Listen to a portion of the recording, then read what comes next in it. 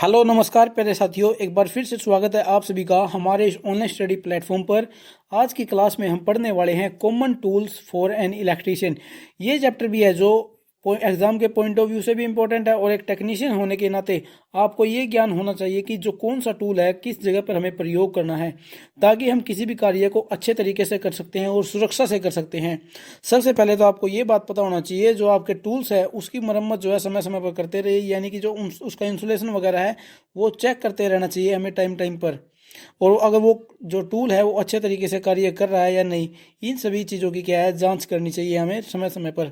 और एक इलेक्ट्रीशियन को किन किन टूल्स की आवश्यकता पड़ती है अपने कार्य को सरलता से करने के लिए, उन सभी के बारे में जो है इस चैप्टर में हम पढ़ेंगे। सबसे पहले हम पढ़ेंगे फेज टेस्टर के बारे में। फेज टेस्टर आप सभी ने देखा होगा। फेज टेस्टर जो है किसी भी सर्किट के अंदर करंट आ रहा है या नहीं आ रहा है उसकी जांच करने के लिए हम प्रयोग करते हैं। देखिए इस तरीके का ये दिखने में होता है। ये जो सबसे पहले जो इसका हेड होता है ये फ्लैट टाइप हेड कहलाता है, यानी कि इसका प्रयोग जो है हम स्क्रू ड्राइवर के रूप में भी हम इसका इस्तेमाल कर सकते हैं। पेंच को खोलने व बेड़ने के लिए इसका इस्तेमाल किया जा सकता है, लेकिन क्या है वो जो पेंच है वो छोटे साइज के होने चाहिए, उसी के लिए हम इसका प्रयोग कर सकते हैं। और ये जो आगे का हिस्सा होता है ये मेटल का होता है, एक कंडक्टर के रूप में रहता है ये। और उसके ऊपर क्या है एक इंसुलेशन रबड़ चढ़ी रहती है जो इंसुलेशन का कार्य करती है। अगर हमारी उंगली जो है या फिर शरीर का कोई भी हिस्सा इस जगह पर टकरा जाता है तो हमें करंट नहीं लगता है, इसलिए यहाँ पर एक इंसुलेशन की रबड़ चढ़ाई जाती है। उसके बाद एक रजिस्टर लगाया जाता है जो करंट को सीमित करने का कार्य करता है। उसके बाद एक नियॉन लैंप लगाया जाता है। अगर सर्किट के अंदर कोई करंट होता है तो ये नियॉन लैंप जग जाता है। उसके ऊपर जो है प्रेशर बनाए रखने के लिए एक स्प्रिंग लगाया जाता है, और स्प्रिंग के ऊपर जो है एक टिप लगाई जाती है जिसके द्वारा हम उस सर्किट को अर्थिंग देते हैं। कैसे, देखिए सबसे पहले हम मान लेते हैं ये एक वायर है। इस वायर को ये फेस टेस्टर छू रहा है, जिसके कारण क्या है ये करंट जो है इस रॉड से होते हुए यहाँ पर आएगा और रजिस्टर से होकर जाएगा, क्योंकि रजिस्टर जो है ऐसा लगाया जाता है जो करंट के मान को कम कर दे। जैसे ही करंट का मान यहाँ पर कम हो जाता है उसके बाद जो है टेस्टर यहाँ पर क्या होता है नियॉन लैंप लगाया जाता है, और ऊपर से क्या है हमें उसे अर्थिंग देते हैं जिससे सर्किट कंप्लीट हो जाता है। अर्थिंग क्यों देते हैं? ताकि सर्किट कंप्लीट हो जाए। अगर हम इसकी टिप पर उंगली को नहीं छुएंगे या फिर किसी भी प्रकार से हम अर्थिंग नहीं देंगे इस सर्किट को, तो ये सर्किट पूरा नहीं होगा और नियॉन लैंप जो है नहीं जगेगा। इसलिए सर्किट को पूरा होने के लिए हम क्या करते हैं, इस जो ऊपर की टिप होती है उस पर अपनी उंगली लगा देते हैं और एक पैर हम अपना जमीन पर रख देते हैं, जिससे एक सर्किट कंप्लीट हो जाता है और ये जो नियॉन लैंप है वो जग जाता है और हमें उस सर्किट के अंदर करंट की उपस्थिति को दिखाता है। आगे हम समझते हैं कॉम्बिनेशन प्लायर को। कॉम्बिनेशन प्लायर को देसी भाषा में हम प्लास बोलते हैं। इसका उपयोग जो है तारों को काटने के लिए, मोड़ने के लिए, पकड़ने खींचने के लिए जो है इसका इस्तेमाल करते हैं। किसी भी जॉब जो है कोई भी जो जोड़ है उसकी मरम्मत करने के लिए हम कॉम्बिनेशन प्लायर का इस्तेमाल करते हैं। इसका इस्तेमाल हमें कभी भी हथौड़े के रूप में नहीं करना चाहिए, यानी कि इससे जो है कहीं पर ज़्यादा चोट नहीं लगानी चाहिए, क्योंकि उससे क्या है ये आगे का हिस्सा जो है इसका खराब हो जाता है। आगे हम समझते हैं स्क्रू ड्राइवर क्या होता है, जिसे हम कहते हैं पेचकस। पेचकस जो है तीन चार प्रकार के होते हैं। देखिए एक तो ये फ्लैट वाला होता है, एक ये स्टार पॉइंट वाला होता है, और एक यू टाइप में भी होता है। आगे का हिस्सा यू टाइप में भी होता है। इसका प्रयोग हम जो पेंच होते हैं उनको खोलने व बेड़ने के लिए इसका इस्तेमाल हम करते हैं स्क्रू ड्राइवर का। ठीक है, इसकी टिप जो है फ्लैट टिप होती है, क्रॉस टिप होती है और यू टाइप की टिप होती है। ये होता है स्क्रू ड्राइवर। आगे हम चलते हैं हथौड़े पे। देखिए हैमर हथौड़ा आप सभी ने देखा है, जो इसका वेट इसको किस तरीके से जो है बताया जाता है, इसका जो साइज है वो कैसे व्यक्त किया जाता है। जो इसका टिप होती है ये इसके साइज से इसका साइज बताया गया है। इसके जो वजन होता है इसके ऊपर हेड का, उसके वजन से जो है इसका साइज बताया जाता है। और ये भी काफ़ी प्रकार के होते हैं, जैसे ball pin hammer, cross pin hammer और straight pin hammer, riveting, sledge, soft. कई प्रकार के जो है हैमर होते हैं। किसी भी चीज पर चोट लगाने के लिए हम हथौड़े का इस्तेमाल करते हैं। आगे है नोज प्लायर। नोज प्लायर की जो आगे की जो हिस्सा होता है वो फ्लैट होता है। इसका प्रयोग वहां पर करते हैं जहां पर जो प्लास जो है काम नहीं करता, यानी कि जो छोटे नट बोल्ट होते हैं उसको कसने के लिए नोज प्लायर का हम इस्तेमाल करते हैं। तार को काटने के लिए, पकड़ने के लिए, ऐंठने के लिए जो है इसका इस्तेमाल किया जाता है नोज प्लायर का। ठीक है, ये भी कई प्रकार के होते हैं, जैसे आगे का हिस्सा फ्लैट नोज होता है, राउंड नोज होता है, बेंट नोज होता है। और इसका प्रयोग मैंने आपको बता दिया, जो छोटे नट नट होते हैं उनको कसने और खोलने के लिए इसका इस्तेमाल करते हैं। जहां पर चाबी या फिर पाने का इस्तेमाल नहीं कर सकते वहां हम नोज प्लायर का इस्तेमाल कर लेते हैं। आगे हम समझते हैं सेंटर पंच क्या होता है। देखिए, अगर हमें किसी मेटल की पत्ती पर ड्रिल मशीन के साथ छेद करना होता है तो उस पत्ती से जो है ड्रिल मशीन बार बार फिसलती रहती है, वो वहां से फिसले नहीं, इसलिए हम सेंटर पंच का इस्तेमाल कैसे करते हैं, जहां पर भी हमें सुराख करना होता है वहां पर इस सेंटर पंच के द्वारा एक पायलट छेद बना देते हैं। कैसा छेद? पायलट पायलट छेद बनाते हैं। पायलट छेद किसे कहते हैं? एक हल्का सा निशान लगा देते हैं जिसके कारण उस पर बिट लगाकर हम जो है आसानी से सुराख कर सकते हैं। इसलिए सेंटर पंच के द्वारा हम मेटल की पत्ती पर हम पायलट छेद बनाते हैं सेंटर पंच की हेल्प से। आगे हम समझते हैं पोकर क्या होता है।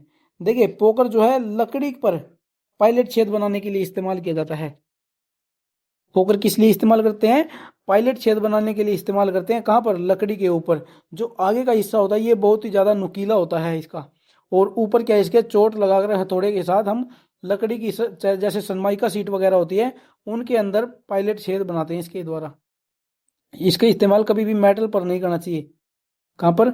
मेटल की सीट वगैरह पर इसका इस्तेमाल नहीं करना चाहिए। आगे हम समझते हैं मेजरिंग स्टील रूल क्या होता है, यानी कि मापक स्टील टेप। इसके द्वारा हम किसी भी चीज की लंबाई को या फिर चौड़ाई को माप सकते हैं, यानी कि विमाएं मापने के लिए हम मेजरिंग स्टील रूल का इस्तेमाल करते हैं। ये क्या है? पतला ब्लेड होता है, स्टील का होता है ये, ठीक है ना, स्टील का होता है पतला। एक होता है रावल प्लग। रावल प्लग का इस्तेमाल जो है सीमेंट और पत्थर की दीवार जो होती है, सीमेंट और पत्थर की दीवारों पर क्या है, सुराख निकालने के लिए रावल प्लग का इस्तेमाल करते हैं। इस पर भी क्या है, ये आगे बिट होती है और ऊपर इसका होल्डर होता है। इसमें दीवार पर आगे बिट लगाकर ऊपर से होल्डर के ऊपर हथौड़े से हम चोट लगाते हैं, जिससे हम सीमेंट की दीवारों पर सुराख निकाल सकते हैं, ठीक है। और जो इसकी जो बिट होती है ये हाई स्पीड स्टील की बनी होती है, high speed steel. High speed steel की जो है आगे की बनी होती है। हाई स्पीड स्टील के अंदर 0.75 से लेकर 1% तक कार्बन की मात्रा होती है। अगर एग्जाम में पूछ ले कि हाई स्पीड स्टील के अंदर कार्बन की मात्रा कितनी होती है, 0.75% से लेकर 1% तक कार्बन की मात्रा इसके अंदर होती है। आगे हम समझते हैं चीजल क्या होती है, यानी कि छेनी। चीजल दो प्रकार की होती है, इसे कहते हैं कोल्ड चीजल और ये होती है firmer chisel. Firmer firmer chisel firmer chisel को जो है हॉट चीजल भी बोला जाता है, क्योंकि ये कोल्ड चीजल और ये हॉट चीजल। कोल्ड चीजल का इस्तेमाल जो है ज्यादातर ये बिजली वाले विद्युत कार इसका इस्तेमाल करते हैं। कोल्ड चीजल का जीरी मारने के लिए या फिर कहीं पर भी जो है खोदने के लिए हम कोल्ड चीजल का इस्तेमाल करते हैं। फर्मर चीजल का इस्तेमाल जो है ज्यादातर लकड़ी वाले जो टेक्नीशियन होते हैं, जो मिस्त्री होते हैं, वो फर्मर चीजल का इस्तेमाल करते हैं, ठीक है भाई। ऊपर क्या है, थोड़े से चोट लगाई जाती है और ये इसका कोल्ड चीजल का इस्तेमाल ज्यादातर जीरी मारने के लिए, दीवारों के अंदर या फिर फर्श के अंदर जीरी मारने के लिए इसका इस्तेमाल करते हैं चीजल का। और जो इसका ऊपर का हिस्सा होता है, इसके ऊपर बार बार चोट लगाने से इसका जो ऊपर का हिस्सा है ना वो फैल जाता है, जिसे हम मशरूम शीर्ष कहते हैं। मशरूम शीर्ष यानी कि जो टॉप है इसका मशरूम जैसा हो जाता है, इसलिए इसके जो हेड होता है उसको मशरूम हेड बोलते हैं। आगे हम समझते हैं हेक्सा क्या होती है। हेक्सा इस जो टूल है, इस टूल का आपने भी कभी ना कभी इसका प्रयोग किया होगा। इसमें आगे क्या है, एक ब्लेड लगाया जाता है और ये एक इसका यू टाइप फ्रेम होता है। इसका एक ये ऊपर का ये जो हिस्सा ये फ्रेम होता है और इसके अंदर एक ब्लेड लगाया जाता है। इसको ब्लेड को लगाते समय एक बात का ध्यान रखना चाहिए, ब्लेड जो हमेशा खींची हुई रहनी चाहिए, ढीली नहीं रहनी चाहिए। अगर ढीली है तो वो अच्छे से काम नहीं करेगी और ब्लेड भी है जो जल्दी टूट जाएगा। इसलिए जो ब्लेड है वो खिंचा हुआ रहना चाहिए। और ये क्या है, हाई कार्बन स्टील का बना होता है, हाई कार्बन स्टील का। और जो चीजल हमने पढ़ी ये भी जो है हाई कार्बन स्टील की बनी होती है। ये भी चीजल भी हाई कार्बन स्टील की बनती है। और जो हेक्सा होती है, हेक्सा का ब्लेड जो होता है वो भी हाई कार्बन स्टील का बनता है। इसके अंदर, इस स्टील के अंदर कार्बन की मात्रा ज्यादा होती है। ठीक है भाई। इस फ्रेम के अंदर हम 250 mm से 300 mm के ब्लेड लगा सकते हैं। 250 mm से 300 mm के ब्लेड जो है लगाए जा सकते हैं। और धातुओं का यानी कि मेटल को काटने के लिए हम हेक्सा का इस्तेमाल करते हैं। हेक्सा का इस्तेमाल मेटल को काटने के लिए करते हैं हम। आगे है टेनन सा। टेनन सा जो है लकड़ी को काटने के लिए इस्तेमाल करते हैं। या फिर जो केसिंग केपिंग होती है, लकड़ी की जो बैटन वगैरह होती है, प्लास्टिक काटने के लिए भी हम टेनन सा का ही इस्तेमाल करते हैं। इसके जो है यहाँ पर नीचे वाले भाग पर काफी सारे दांते कटे रहते हैं और ये टेनन सा बहुत ही तेज होती है, इसलिए लकड़ी को काटने के लिए इसका इस्तेमाल हम करते हैं टेनन सा का। हेक्सा का इस्तेमाल हम लकड़ी को उसको मेटल को काटने के लिए करते हैं और टेनन सा का इस्तेमाल हम लकड़ी को काटने के लिए करते हैं। आगे हम समझते हैं रेती क्या होती है। जॉब को फिनिशिंग देने के लिए हम रेती का इस्तेमाल करते हैं। किसको? जो जिस भी जगह पर हम कार्य करते हैं उसको उसकी फिनिशिंग देने के लिए हम रेती का किसी चीज को घिसाना है, जैसे मेटल है या फिर लकड़ी वाली भी होती है। फाइल अलग अलग प्रकार की होती है, मेटल वाली भी होती है और ये जो स्मूथिंग देती है, फिनिशिंग देती है किसी भी जॉब को, अलग अलग प्रकार की होती है। जैसे ये हाफ राउंड फाइल होती है, ये स्क्वायर फाइल होती है, एक राउंड फाइल है, ये फ्लैट फाइल है और ये ट्रायंगुलर फाइल है। ठीक है। और ग्रेड के अनुसार ये रफ होती है, बास्टर्ड होती है, सेकंड कट होती है, स्मूथ कट होती है, डेड स्मूथ होती है। ये ग्रेड के अनुसार होती है। ठीक भाई। ये तो कट के अनुसार है, यानी कि हाफ राउंड फाइल है, ये स्क्वायर फाइल है, राउंड फाइल है, फ्लैट फाइल है। एक ये ना सिंगल कट होती है, डबल कट होती है, कवर्ड कट होती है, स्पाइरल कट होती है। ये होती है कट के अनुसार। और ग्रेड के अनुसार मैंने आपको बताई है rough cut, cut, bastard, second cut, smooth, dead smooth. ये ग्रेड के अनुसार है। ठीक है भाई।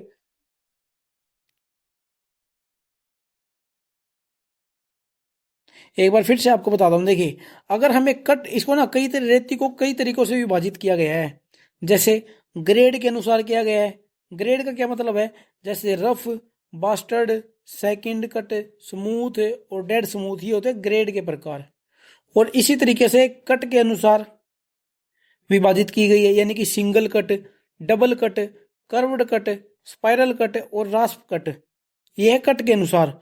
और जो ये आपको दिख रहा है यहाँ पर लिखा हुआ है half round file, square file, round file, flat file, triangular file, ये होती है आकार के अनुसार।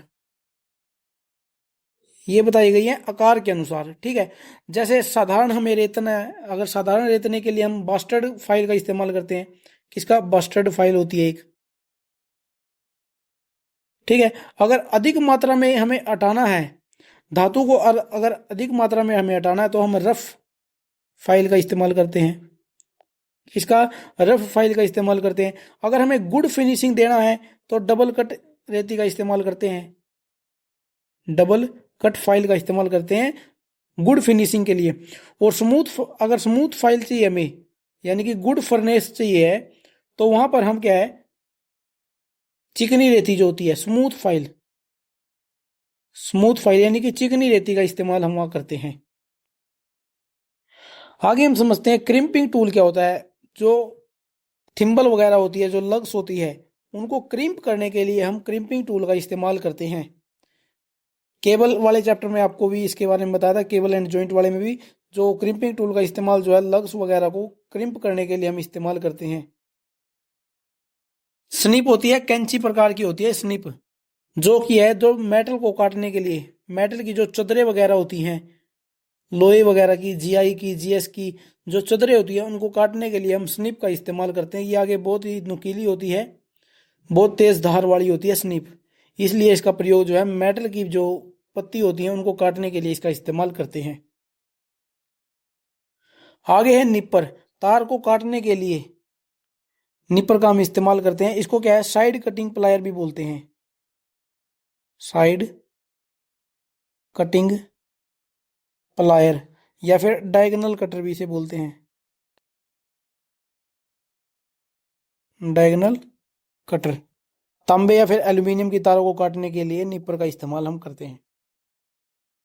आगे हम समझते हैं ट्राई स्क्वेयर को। ट्राई स्क्वेयर जो है किसी भी चीज की, कोई जॉब है उसकी 90% की जांच करने के लिए, यानी कि कोई जॉब हमने तैयार करी है उसको 90% जांचने के लिए 90 डिग्री जांचने के लिए जो है हम ट्राई स्क्वायर का इस्तेमाल करते हैं। स्पैनर सेट आप सभी ने देखा है, एक इसको क्या है, इसको चाबी, इस तरफ की जो हिस्सा है इसको हम देसी भाषा में चाबी बोलते हैं, इधर के हिस्से को हम पन्ना बोल देते हैं, चाबी पन्ना। ठीक है, देसी भाषा में इसको चाबी पन्ना बोलते हैं। किसी भी तार नट को कसने के लिए या फिर खोलने के लिए हम स्पैनर का इस्तेमाल करते हैं। ठीक है, ये भी जो है कई प्रकार के होते हैं, जैसे single ended, double ended, ring, box, special में ये अलग अलग तरीके से वर्गीकृत किए गए हैं। जहां पर जिस तरीके की हमें जरूरत होती है उसी तरीके का हम स्पैनर इस्तेमाल कर लेते हैं। एडजस्टेबल रेंच का इस्तेमाल वहां पर किया जाता है जहां पर हमारे पास ना कोई स्पैनर सेट नहीं है उस साइज का। मान लीजिए कोई नट बोल्ट लगा हुआ है 16 नंबर का, तो और हमारे पास 16 नंबर की ना चाबी है और ना पन्ना है, तो इसलिए हम वहां पर क्या है, एडजस्टेबल रेंच का इस्तेमाल कर लेते हैं। ये इसमें जो साइज है ये कम या ज्यादा किया जा सकता है। इसको हम मंकी रेंच भी कहते हैं, मंकी रेंच। ठीक है, एडजस्टेबल रेंच को मंकी रेंच भी बोला जाता है। पाइप रेंच, पाइप को जो बड़े बड़े जो प्लम्बर के लिए ज्यादा इस्तेमाल किया जाता है, पाइप रेंच का। प्लम्बर जो है ज्यादातर किसका इस्तेमाल करता है, पाइप रेंच का इस्तेमाल करता है, क्योंकि इसके द्वारा। और विद्युत कार क्या है, जीआई की जो पाइप होती है, जो लोहे की जो पाइप होती है ना, कंड्यूट पाइप, उनको खोलने, उनके ऊपर जो कपलर होता है उसको लगाने व खोलने के लिए हम पाइप रेंच का इस्तेमाल करते हैं। ठीक है, इसी यहाँ पर एक ये घुमाने वाला होता है एडजस्टेबल, इसके द्वारा हम इसको ज़्यादा खोल भी सकते हैं और बंद भी कर सकते हैं इसके द्वारा। ध्यान ये रखना चाहिए, इसके ऊपर कभी भी हमें हथौड़े से चोट नहीं लगानी चाहिए। आगे हम समझते हैं रिमर क्या होता है। रिमर टूल का इस्तेमाल कहाँ किया जाता है, जहाँ पहले से ही छेद हो रखे हैं, इसके द्वारा उन छेदों को बड़ा किया जा सकता है और उन छेदों को क्या है, सही आकार दिया जा सकता है। रिमर के द्वारा हम क्या कर सकते हैं, जो पहले से ही छेद हो रखे हैं उन छेदों को हम बड़ा कर सकते हैं।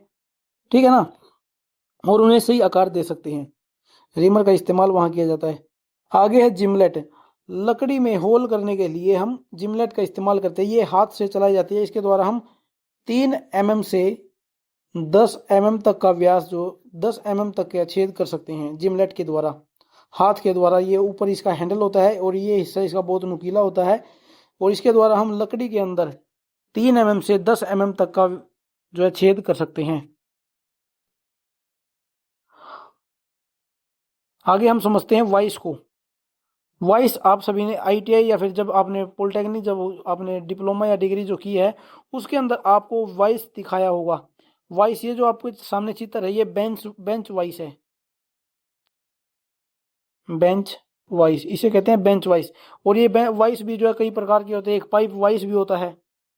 ठीक है ना, pipe vice, leg vice, line vice, hand vice, कई प्रकार के वाइस होते हैं। ये आपके सामने जो है बेंच वाइस का चित्र है। जॉब को पकड़ने के लिए, यानी कि जो हम जिस चीज का हम मरम्मत कर रहे हैं उस चीज को पकड़ने के लिए जो है इस वाइस का इस्तेमाल किया जाता है। मान लीजिए हमारे पास कोई लोहे की धातु है, उसको यहाँ पर जो है फंसा देते हैं, इसके द्वारा हम इसको ज्यादा खोल भी सकते हैं और इसको बंद भी कर सकते हैं, इसके द्वारा कसा जा सकता है इसे। ठीक है, यहाँ पर किसी भी धातु को, हमारी जॉब को फंसा देते हैं, और जिस भी तरीके की हमें उसे मरम्मत करनी होती है, चाहे उसे हमें चोट लगानी होती है, चाहे उसे घिसना होता है रेती के द्वारा, वो हम कार्य कर सकते हैं आसानी से। बेंच वाइस बहुत ही हेल्पफुल होता है एक इलेक्ट्रीशियन के लिए। आगे हम समझते हैं बेयरिंग पुलर। देखिए बेयरिंग पुलर जो है किसी भी मोटरों से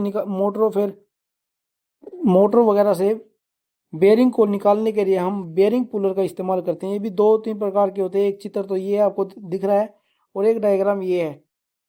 ठीक है, इसमें क्या करते हैं, हम यहाँ पर जो है इसको बेयरिंग के बीच वाले भाग के अंदर लगाते हैं, और ये जो एक बीच वाली जो पत्ती आपको दिख रही है इसको हम निकाल भी सकते हैं और अंदर भी कर सकते हैं। तो इसको अंदर डालकर यहाँ पर ये कैप उसके ऊपर लगा दी जाती है, और जो ये आपको हैंडल दिख रहा है इसके द्वारा हम घुमाते हैं, जिसके कारण बेयरिंग बाहर आ जाता है मोटर से। और उसी तरीके से ये पुलर है, इसका इस्तेमाल भी हम किस लिए करते हैं, बेयरिंग को मोटर से बाहर निकालने के लिए करते हैं। आगे है प्लम बोब यानी कि साहुल। इसका इस्तेमाल इलेक्ट्रीशियन तो कम करते हैं, लेकिन जो मिस्त्री होते हैं घर वगैरह बनाने वाले, वो इसका इस्तेमाल ज़्यादा करते हैं। किसी भी चीज़ को, जैसे दीवार हो गई, उसकी सीध को नापने के लिए हम प्लम बॉब का यानी कि साहुल का इस्तेमाल करते हैं। इलेक्ट्रिशियन के किस काम का ये, जो हम वायरिंग करते हैं, जब हम पाइप लगाते हैं ना, उन पाइपों को सीधा लगाने के लिए हम प्लम बॉब का इस्तेमाल करते हैं। ठीक है, जब हम जीरी वगैरह मारते हैं प्लम बॉब से हम पहले ही निशानी लगा लेते हैं कि यहाँ पर जो है सीधी बनेगी। प्लम बॉब का इस्तेमाल वहां किया जाता है। आगे है वायर गेज। इसके बारे में मैंने आपको बताया था केबल एंड जॉइंट वाले चैप्टर में कि इसके द्वारा हम किसी भी तार का व्यास नाप सकते हैं। किसी भी तार का व्यास नाप सकते हैं। इसके ऊपर 0 से लेकर 36 तक के अंक लिखे रहते हैं। जैसे 0 ये रहा और 36 अंक ये रहा। 0 से 36 तक के अंक इसके ऊपर लिखे रहते हैं और ये तार के व्यास को मापने के लिए इस्तेमाल करते हैं। जैसे जितना बड़ा नंबर होता है, जैसे 36 नंबर है, उतनी ही पतली वायर होती है। और जितना छोटा नंबर हो गया, जैसे 0 SWG, ये उतनी ही मोटी तार को दर्शाता है। जैसे 0 SWG 8.23 mm की तार को दर्शाता है और 36 SWG 0.19 mm की तार को दर्शाता है। ठीक है, जितना बड़ा नंबर होगा उतनी पतली वायर को दर्शाएगा और जितना छोटा नंबर होगा वो उतनी ही मोटी वायर को दर्शाता है। इसका इस्तेमाल करना कोई ज़्यादा मुश्किल नहीं है। उसके बाद है माइक्रोमीटर। माइक्रोमीटर के बारे में मैंने आपको केबल एंड जॉइंट वाले चैप्टर में पढ़ाया था। इसके द्वारा भी हम केबल के व्यास को माप सकते हैं। इसका इस्तेमाल करना मैंने आपको बताया था। ये नट और बोल्ट के सिद्धांत पर कार्य करता है। ये इसका यू फ्रेम है। जो ये वाला भाग होता है इसको एनविल बोलते हैं। ठीक है भाई, और इस वाले भाग को स्पिंडल बोलते हैं। क्या बोलते हैं? स्पिंडल। और इसके ऊपर 2 स्केल होते हैं, एक ये मेन स्केल होता है और एक ये सर्कुलर स्केल होता है। ठीक है, और ये वाला भाग इसका थिम्बल कहलाता है और ये नीचे रैचेट स्टॉप होता है, जिसके द्वारा हम यहाँ पर स्पिंडल को ऊपर या नीचे कर सकते हैं। और जो माइक्रोमीटर होता है इसकी परिध शुद्धता 0.01 mm होती है। इसकी जो एक्यूरेसी होती है वो कितनी होती है? 0.01 mm होती है। आगे हम समझते हैं मैलेट क्या होता है, यानी कि लकड़ी का हथौड़ा। लकड़ी का हथौड़ा, इसका इस्तेमाल कहाँ पर? जब हम वाइंडिंग वगैरह करते हैं ना, मोटरों के अंदर वाइंडिंग वगैरह करते हैं, वहां पर हम मैलेट का इस्तेमाल करते हैं। यानी कि कॉपर और एल्यूमिनियम पर इसका इस्तेमाल हम करते हैं। तारों और चदरों को सीधा करने के लिए हम मैलेट का इस्तेमाल करते हैं। आगे है hand drill machine. Hand drill machine के आगे क्या है? एक बिट लगाई जाती है इस वाले हिस्से पर और इसको हाथ से चलाया जाता है। यानी कि हाथ के द्वारा कहीं पर हमें अगर छेद करना है, अगर हमारे पास इलेक्ट्रिक ड्रिल मशीन नहीं है तो हम हैंड ड्रिल मशीन के द्वारा वहां पर छेद कर सकते हैं। ठीक है, इसका इस्तेमाल जो है लकड़ी के अंदर, सनमाइका के अंदर, प्लास्टिक, ब्रास, एल्यूमिनियम के अंदर, या फिर जो नरम लोहे की चदरें होती हैं वहां पर हम हैंड ड्रिल मशीन का इस्तेमाल करके छेद बना सकते हैं। अब तो जो है हैंड ड्रिल मशीन का इस्तेमाल होना बहुत ही कम हो गया है। कोई भी मुश्किल से इसको यूज करता है कोई, क्योंकि अब मार्केट में आ गया है इलेक्ट्रिक ड्रिल मशीन। अब जो है ज्यादातर जो टेक्नीशियन है वो इलेक्ट्रिक ड्रिल मशीन का ही इस्तेमाल करते हैं। इसमें आगे की ओर क्या है? बिट लगा देते हैं। ये आपको बिट के साइज नजर आ रहे हैं। बिट भी जो है अलग प्रकार की होती है, जैसे लकड़ी की अलग प्रकार की होती है, लोहे में अगर हमें सुराख करना है वहां पर अलग होती है, दीवारों में सुराख करने के लिए अलग प्रकार की बिट का इस्तेमाल किया जाता है। ठीक है, और ये बिजली से चलती है, इसलिए इसका नाम इलेक्ट्रिक ड्रिल मशीन रखा गया है। उससे आगे सोल्डरिंग आयरन, यानी कि कहीं पर भी हमें अगर सोल्डरिंग करते हैं तो सोल्डरिंग आयरन का इस्तेमाल करके हम कहीं पर भी सोल्डरिंग कर सकते हैं। ठीक है भाई, टांका लगाने के लिए सोल्डरिंग आयरन का इस्तेमाल मैंने आपको सोल्डरिंग वाले चैप्टर में अच्छे तरीके से बताया है कि सोल्डरिंग जो है कितनी प्रकार की होती है, कहाँ पर की जाती है।